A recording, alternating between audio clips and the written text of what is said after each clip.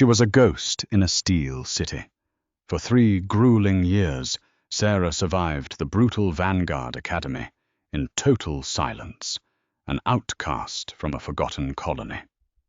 Then the airlock opened, and a boy from a mythic, quarantined death world called Earth stepped through. Everything was about to change.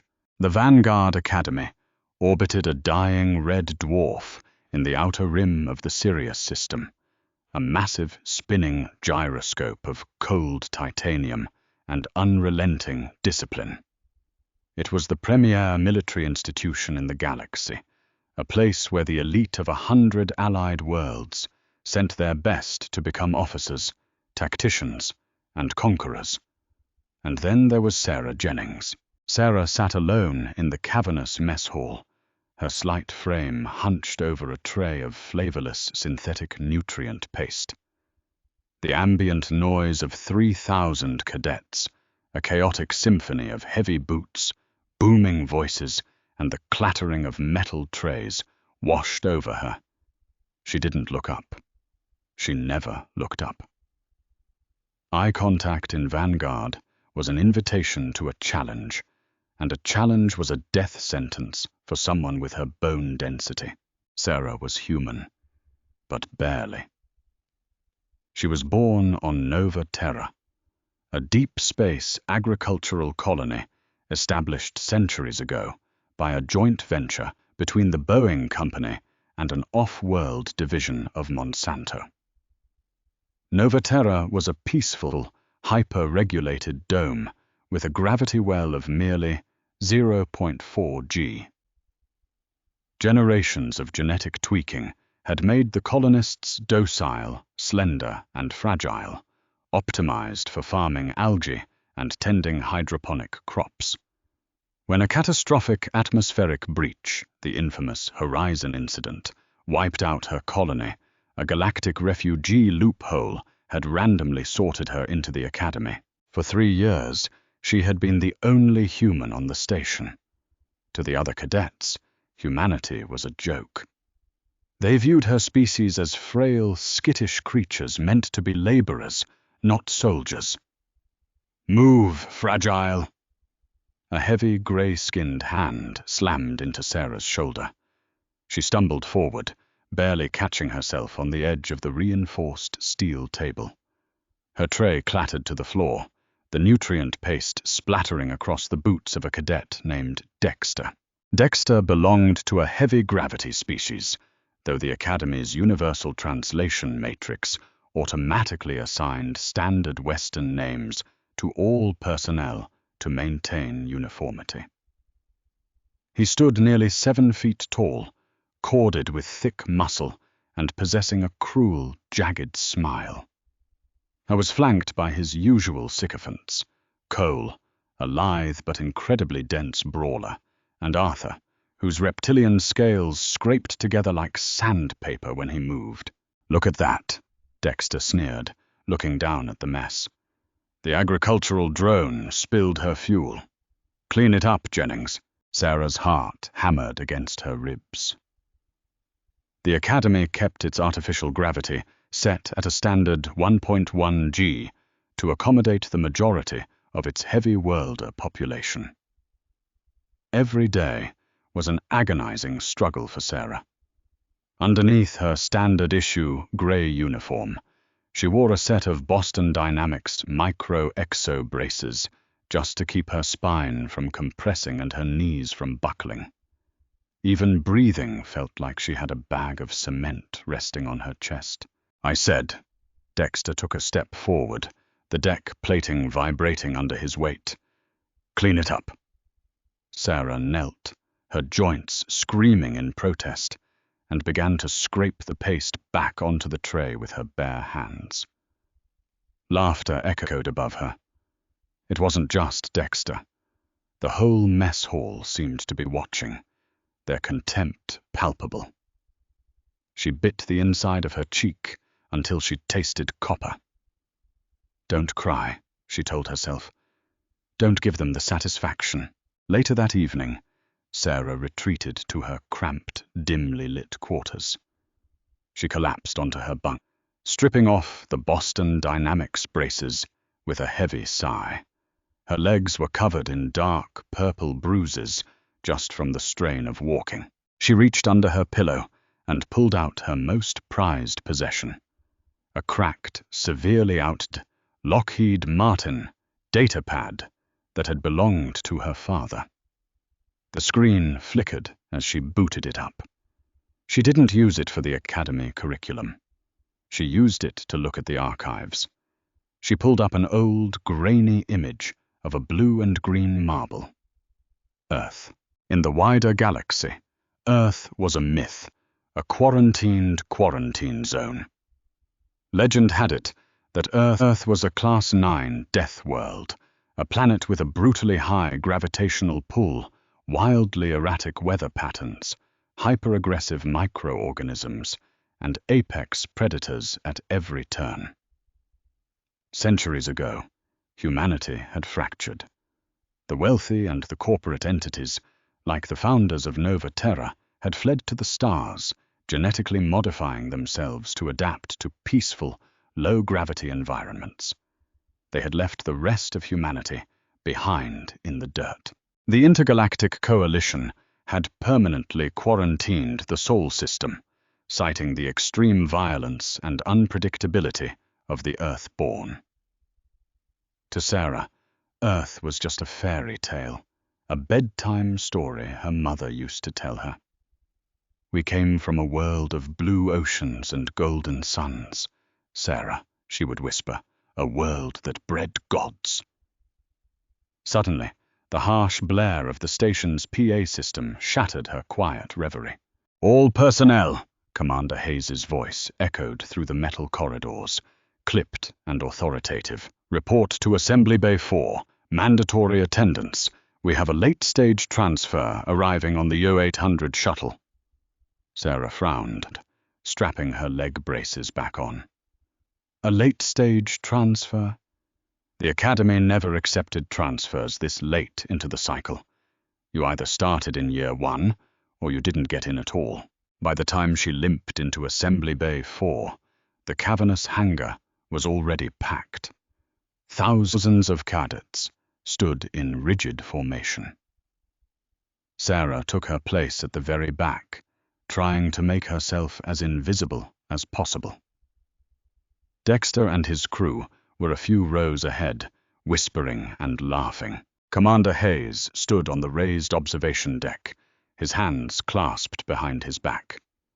Beside him stood a sleek, heavily armored transport ship bearing the insignia of the Coalition Quarantine Vanguard. It was a stealth frigate, coated in radar-absorbent Vantablack. Cadets, Hayes barked, his voice amplified across the bay. Today, we integrate a unique asset into the Vanguard program. Due to special directives from the Coalition High Command, a solitary candidate has been selected from a quarantined sector to evaluate cross-species combat viability. A murmur rippled through the ranks. Quarantine sector? The heavy hydraulic ramp of the stealth frigate began to lower, hissing as pressurized steam vented into the hangar. I expect you all to treat Cadet Carter with the standard Academy discipline, Hayes continued, though there was a strange, almost nervous tightness in his voice. He comes to us from the Sol system. Sector 3, Planet Earth. The hangar went dead silent. Even Dexter stopped smirking. Through the venting steam, a figure walked down the ramp. He didn't wear an environmental suit. He didn't wear a gravity compensator. He was clad in a simple, dark green military fatigue uniform, a canvas duffel bag slung casually over one shoulder. Sarah stared, her breath catching in her throat. I was human. But he looked nothing like the frail, slender colonists of Nova Terra. He was built like a kinetic weapon. He stood about 6'2", not exceptionally tall compared to the heavy worlders, but his physical presence was suffocating. Every movement he made was terrifyingly deliberate, grounded with a dense, coiled power. His jaw was square, covered in a shadow of stubble, and his eyes, a cold, piercing grey, scanned the massive hangar with the predatory calmness of a wolf walking into a pen of sheep. He stepped off the ramp, his heavy combat boots hitting the deck plating with a solid, echoing thud. The Earthborne had arrived. The atmosphere in the academy shifted the moment Leo Carter walked through the halls. It was as if a dormant volcano had been dropped into a quiet neighborhood. Wherever he went, silence followed. For the first 48 hours, nobody approached him. The rumors ran wild. Some said he was a genetically engineered super soldier created by a rogue faction of the United Nations. Others whispered that the gravity on Earth was so crushing that his bones were made of compressed iron. Sarah just watched him from a distance. She noticed the small things. She noticed that the station's 1.1G environment, which left her in agony, didn't seem to affect him at all. In fact, he moved with a strange, fluid grace, as if the Academy's heavy gravity was actually a relief to him. On the third day, the inevitable happened. Sarah was in the mess hall, sitting in her usual isolated corner, carefully picking at a bowl of synthetic protein oats. The doors hissed open, and Leo walked in. The ambient chatter of the room instantly dropped by half. Leo grabbed a tray, loaded it with an appalling amount of food, and turned to survey the room. His cold, grey eyes swept over the segregated cliques of alien cadets. Then his gaze landed on Sarah. Without a word, he walked across the room, the crowd instinctively parting for him, and set his tray down directly across from her. He pulled out a chair and sat. Sarah froze, her spoon hovering halfway to her mouth. Up close, he was even more intimidating. There was a jagged, faded scar running along his jawline, and his knuckles were heavily calloused. "You're Jennings," he said. His voice was deep, gravelly, and carried a faint, unidentifiable accent. "Yes," Sarah whispered, her heart racing. Leo didn't say anything else right away. He reached into one of the pockets of his fatigue jacket and pulled out a small, crinkling foil package. He tossed it onto Sarah's tray. Sarah blinked, looking down. It was a Hershey's chocolate bar. It looked old, the packaging slightly worn, but the logo was unmistakable. It was a genuine artifact from Earth. "You look like you're starving," Leo said simply, digging into his own food.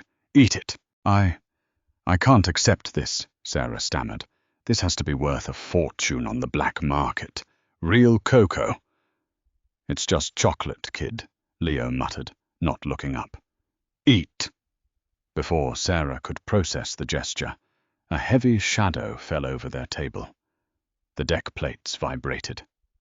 Sarah looked up, her blood running cold. Dexter stood there, flanked by Cole and Arthur. Dexter's massive arms were crossed over his chest, his thick, grey skin rippling under the harsh fluorescent lights. He looked down at Leo with a mixture of disgust and dark amusement. "Well, well," Dexter rumbled, his voice like grinding stones. The mud dweller from the quarantine zone found his natural habitat, sitting with the agricultural waste. Leo didn't look up. He calmly chewed a mouthful of synthetic meat, swallowed, and took a sip of his water. Dexter's eyes narrowed. "I'm talking to you, Earthborne.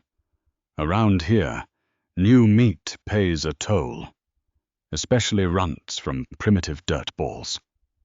Sarah kicked Leo's shin under the table, her eyes wide with panic. "Don't do it," she pleaded silently. "He'll kill you." Leo slowly placed his fork down. He picked up a paper napkin, wiped his mouth, and finally looked up at the towering 7-foot alien. "I'm trying to eat," Leo said. His tone wasn't angry. It was terrifyingly bored. Dexter roared with laughter, a booming sound that echoed across the silent mess hall. Cole and Arthur chuckled behind him. "You're trying to eat? How about I make you eat the deck, primitive?" Dexter reached across the table, his massive clawed hand shooting out to grab Leo by the throat. It happened so fast that Sarah's eyes couldn't track it. Leo didn't stand up. He didn't even shift his weight.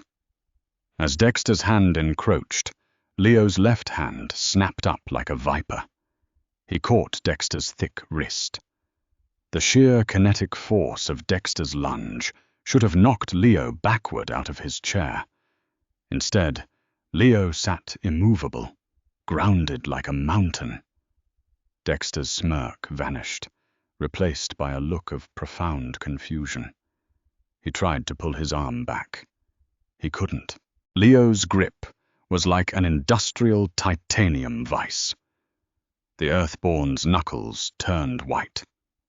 Dexter grunted, planting his boots and pulling with all his formidable strength, his heavy worlder muscles bulging. Leo still didn't budge. I was sitting down, using only one arm, and completely halting a creature that weighed 400 pounds. "What is this?" Dexter hissed, panic bleeding into his voice. "You guys rely too much on mass," Leo said quietly, his voice carrying clearly in the dead, silent room. "Earth gravity is 1.0 g, yeah, but our atmospheric pressure, our evolutionary bottlenecks. My ancestors hunted mammoths with sharpened sticks in the freezing snow. We didn't survive by being big. We survived by being dense." Leo twisted his wrist. A sickening crack echoed through the mess hall like a gunshot.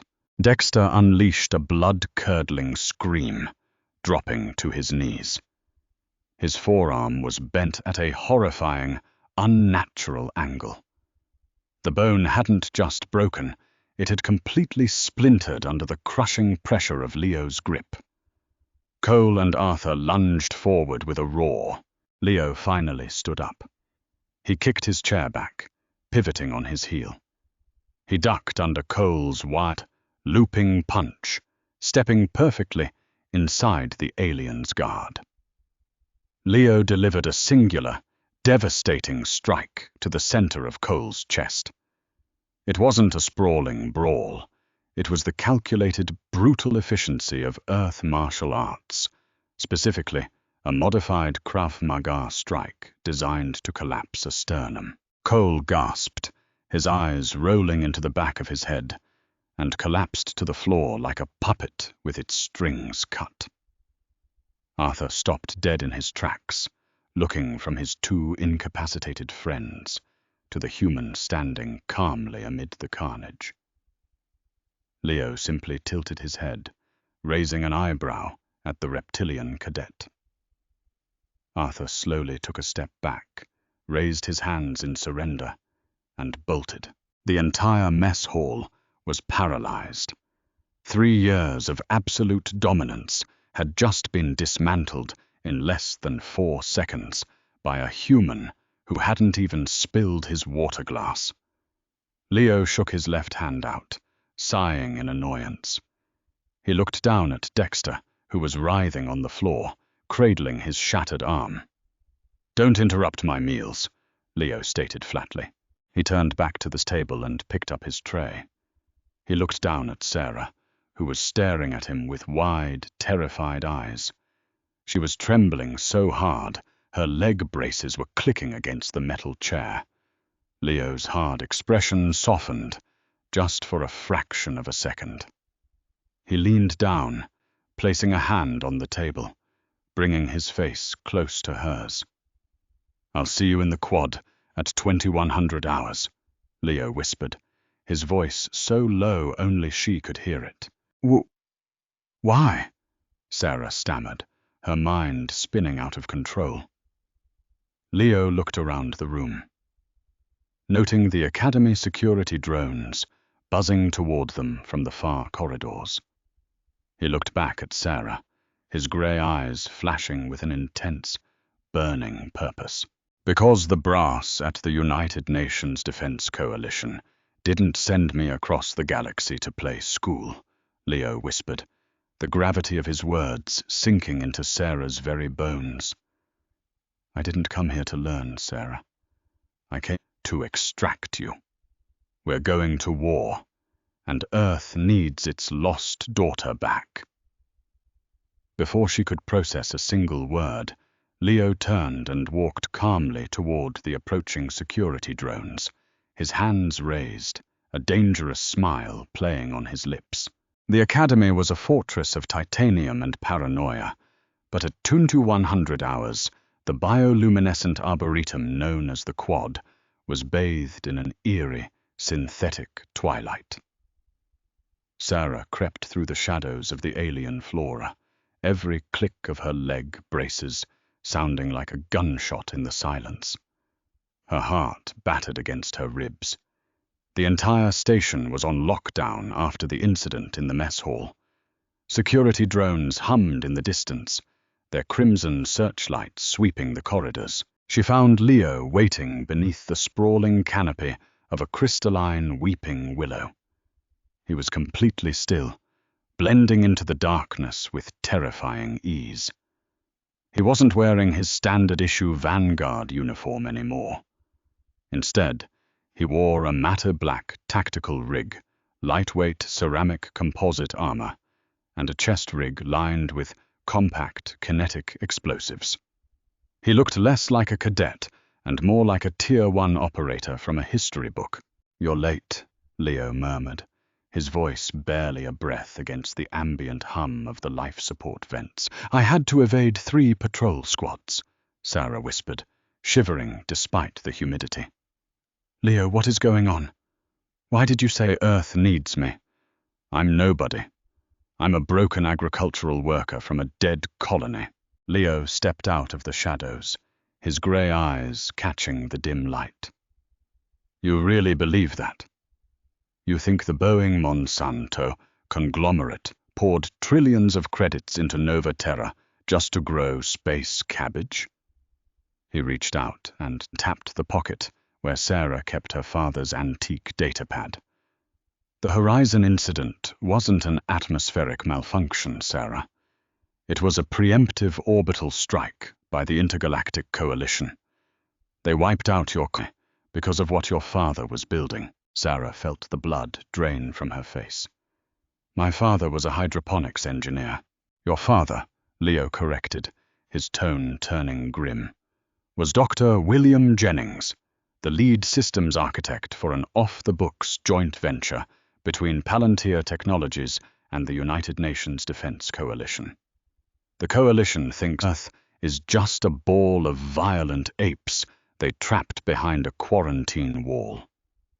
What they don't know is that we've been spending the last 2 centuries building a localized Dyson swarm around the sun, a network of kinetic bombardment platforms capable of cracking Coalition dreadnoughts in half." Sarah's legs felt weak. The gravity of the station suddenly felt twice as heavy. "If Earth has that kind of firepower, why haven't you used it?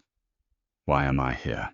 "Because the network requires a master decryption key bonded to a specific biometric algorithm," Leo explained, his gaze intense. "A key your father stored on a heavily modified Lockheed Martin datapad and locked behind the DNA of his only daughter.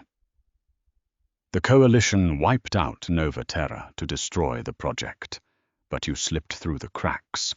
The UN brass finally tracked you here. The Coalition is planning to glass Earth in less than a month to eliminate us for good. We need that datapad, and we need your blood, or humanity goes extinct." Before Sarah could process the devastating revelation, the artificial twilight of the Quad shattered. High-intensity floodlights snapped on, washing the arboretum in harsh white light. The hum of drones escalated into a deafening roar as a dozen heavy assault automatons descended from the ceiling, their plasma cannons locking onto Leo and Sarah. From the far entrance of the quad, Commander Hayes marched forward, flanked by 20 elite Vanguard guards in full riot gear. Hayes, a tall, insectoid alien with iridescent mandibles, clicked his jaws in amusement. "A beautiful story, Cadet Carter," Hayes hissed, his voice amplified by a localized megaphone. "Or should I say, Special Operative Carter. We suspected the UN would attempt an infiltration. We allowed your little stealth frigate to dock, waiting to see who the legendary Earthborne would contact. And here you are, handing us the Nova Terra anomaly on a silver platter." Sarah backed away, her hands trembling as she clutched her pocket. Leo didn't flinch. He didn't even reach for a weapon. He simply cracked his neck, the sound echoing in the tense silence. "Commander Hayes," Leo said loudly, adopting a tone of mock respect. "I studied your tactical doctrine at the Academy. It's highly structured, very logical, heavily reliant on overwhelming force and technological superiority." "It is flawless," Hayes sneered. "Surrender the girl and the device. Your quarantine is about to become a graveyard."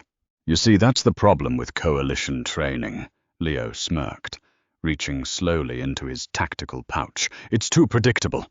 You guys fight like machines. On Earth, we fight like animals." Leo pulled a small cylindrical object from his pouch and slammed it into the dirt. It was a primitive weapon by galactic standards, a customized, highly concentrated magnesium flashbang, stripped of all electronic components to bypass the Coalition's frequency jammers. The explosion of blinding white light and deafening sound hit the quad like a localized supernova. The alien guards, possessing highly sensitive optical and auditory organs, tuned for deep space, shrieked in agony, dropping their weapons and clawing at their faces. "Move!" Leo roared over the ringing in Sarah's ears. He grabbed her by the harness of her exo-braces and hauled her forward. They bolted through the blinded ranks. An automated drone locked onto them, charging its plasma coils. Leo didn't slow down. He drew a heavy, matte black sidearm, a kinetic slug thrower, an ancient Earth design that fired solid, depleted uranium rounds. The gun roared, a primal sound of exploding gunpowder, and the drone shattered into a shower of sparks and metal. "Assembly Bay 4, Leo shouted, pushing her down a side corridor. "We need to get to the frigate," alarms blared, bathing the metallic hallways in pulsing red light. The station's artificial intelligence began sealing the blast doors ahead of them.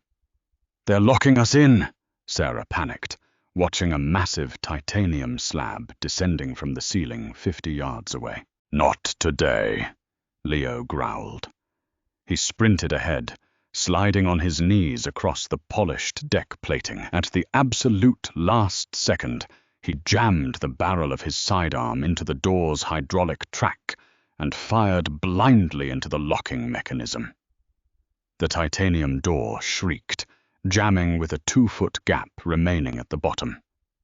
Leo slid through the gap, turned, and reached under the door, grabbing Sarah's outstretched hands to drag her through just as the metal groaned and settled.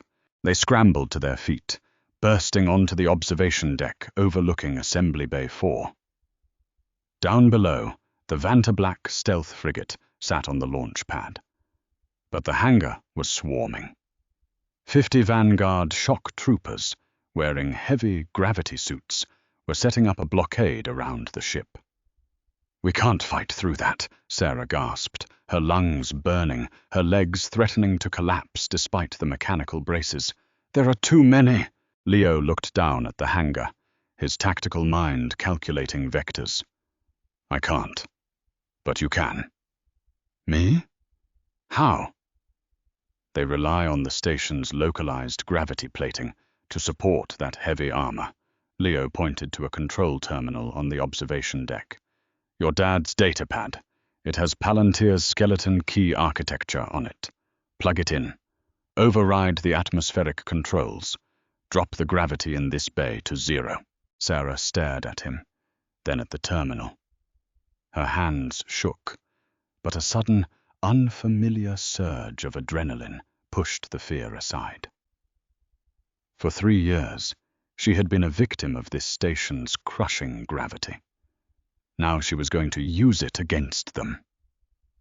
She ripped the cracked Lockheed Martin datapad from her pocket, found the universal data port on the terminal, and slammed it in. Lines of ancient Earth code flooded the alien screen. Sarah's fingers flew across the glass. She bypassed the Vanguard firewalls, her brain moving with a terrifying, hyper-focused clarity she never knew she possessed. The genetic conditioning of Nova Terra wasn't just for farming. It was neural enhancement.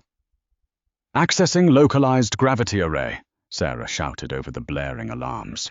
"Disengaging artificial mass dampeners. Now!" Down in the hangar, the hum of the gravity generators died with a heavy thud. Instantly, the 50 heavily armored shock troopers began to float. Because their armor was designed to operate under crushing pressure, the sudden lack of gravity turned them into helpless, flailing metal balloons.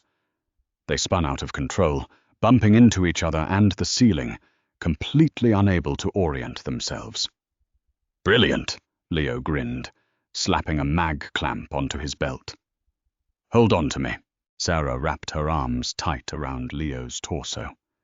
Leo activated his magnetic boots, stepped up onto the railing of the observation deck, and kicked off. They soared through the 0G environment, flying over the heads of the panicking alien troopers. Leo twisted in midair, drawing his sidearm and firing a volley of uranium slugs into the primary hangar bay controls. The massive external bay doors blew open, venting the atmosphere into the vacuum of space. They crashed onto the hull of the stealth frigate. The magnetic clamps on Leo's boots engaged with a violent clang, anchoring them to the ship. The vacuum of space began sucking the helpless Vanguard guards out of the hangar, screaming silently into the void. Commander Hayes burst onto the observation deck, his mandibles clicking in absolute fury, but he was too late. Leo punched the emergency access code on the frigate's exterior keypad.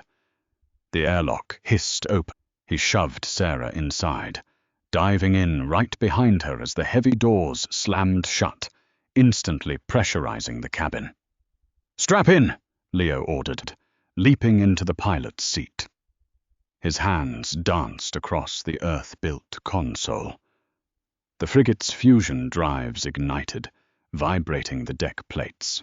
With a brutal surge of acceleration, the stealth ship tore out of the hangar, leaving the Vanguard Academy in a trail of blue plasma exhaust.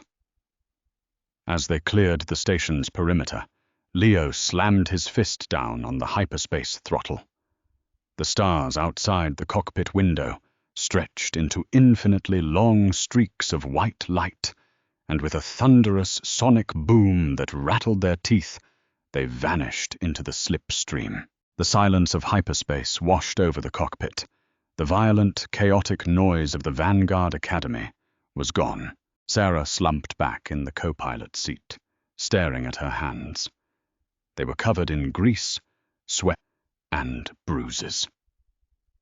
She was panting, her heart racing, but for the first time in her life, the crushing weight on her chest was gone. The ship's gravity was set perfectly to 1.0 G. She reached down and unbuckled her Boston Dynamics exo-braces, letting them fall to the floor. She didn't need them anymore. Leo sat back in his chair, exhaling a long, slow breath. He reached into his pocket, pulled out a crushed piece of foil and tossed a small piece of chocolate over to her. Sarah caught it, a faint smile breaking across her exhausted face. Leo looked out at the swirling blue vortex of hyperspace, a dangerous glint in his grey eyes.